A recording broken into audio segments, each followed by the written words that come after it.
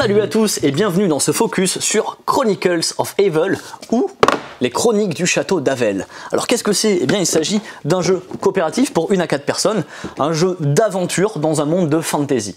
C'est un jeu qui va se jouer en 2 phases. Première phase, nous allons explorer le plateau, donc les territoires autour du château d'Havel pour aller combattre des monstres, pour aller récupérer de l'équipement, faire monter notre équipement de niveau et pour préparer le terrain. Pourquoi? Eh bien parce que dans la deuxième phase du jeu, il va y avoir ce monstre, la bête, qui va apparaître sur le plateau, donc ici à cet emplacement qui est indiqué par l'impact de météores, on dirait, et ce monstre va progresser donc sur le plateau ainsi que les autres monstres qu'on n'aura pas combattus, qu'on n'aura pas bloqués, vers le château.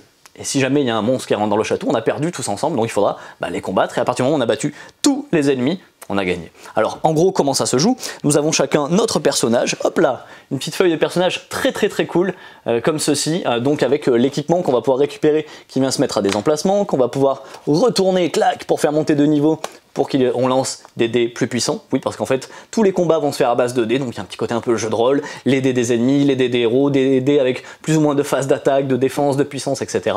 On va pouvoir récupérer de l'or, des potions, puis d'autres équipements, pourquoi pas, qu'on pourra échanger avec les autres joueurs, qu'on va pouvoir stocker dans son sac à dos. Alors ça c'est trop cool, parce qu'en fait, les pièces elles font une certaine taille, et il va falloir arriver à les agencer de manière que ça tienne dans le sac à dos. Si ça tient pas, c'est que c'est trop lourd, on pourra pas le prendre, il va falloir se débarrasser de quelque chose.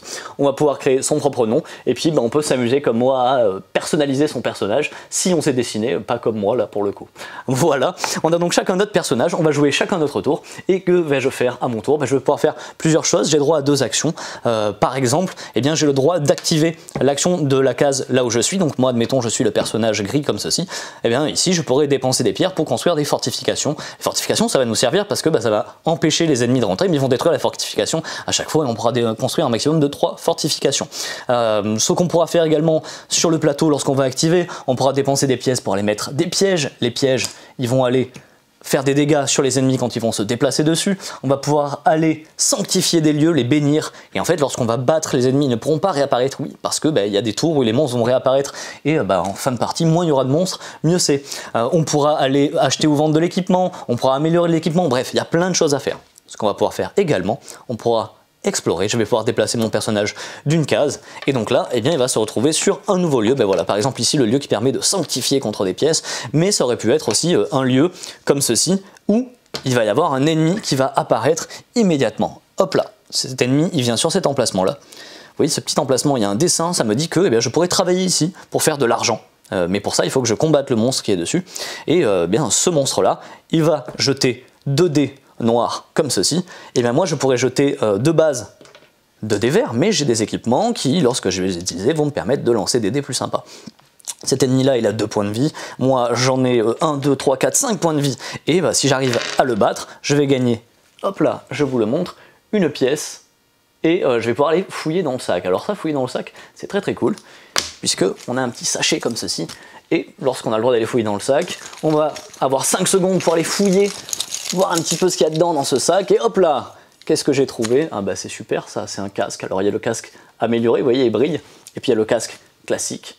Je vais mettre le casque sur mon personnage, et là une fois de plus, c'est très sympa, on va venir un petit peu l'habiller, hop là, comme ceci, et on va pouvoir mettre le casque à son emplacement.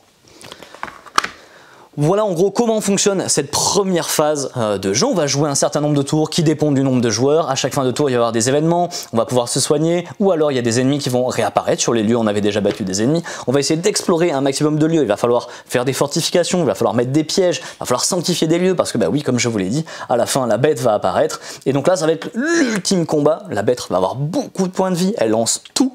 Les dés des méchants, hop là, et si jamais elle ou d'autres monstres rentrent dans le château, vous avez tous perdu, et à chaque fin de tour, ils vont avancer. Donc voilà pour Chronicles of Havel. Pour moi, c'était un véritable petit coup de cœur, donc c'est un jeu à partir de 8 ans pour 1 à 4 personnes, des parties d'environ 45 minutes, 1 heure. C'est un jeu qui sera parfait pour découvrir les jeux d'aventure en famille, parfait pour des enfants, on va dire entre 8 et 14 ans. Au top pour découvrir ou redécouvrir donc le jeu d'aventure. C'était le focus sur Chronicles of Havel. Salut, à la prochaine!